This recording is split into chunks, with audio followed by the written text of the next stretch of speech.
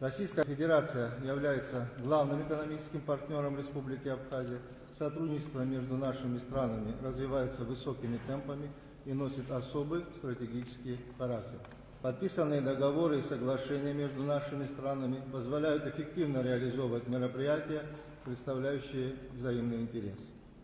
Открытие международного аэропорта города Сухум имени Владислава Григорьевича Ардзинова и запуск регулярного авиасообщения между Абхазией и Россией – это самый масштабный инфраструктурный проект, реализованный за последние 30 лет.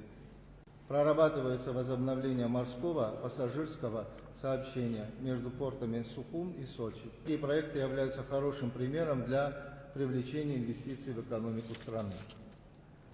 Продолжают активно развиваться и социально-культурные и гуманитарные связи.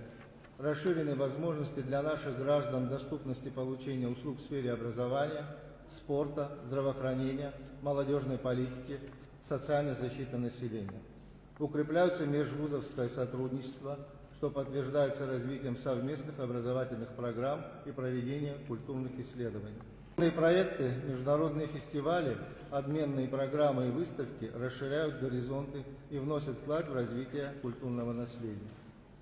Уважаемые коллеги, сегодня в ходе нашего заседания мы подведем итоги совместной работы по повышению уровня социально-экономического развития за период действия государственной программы соцэкономразвития на 2022-2025 годы.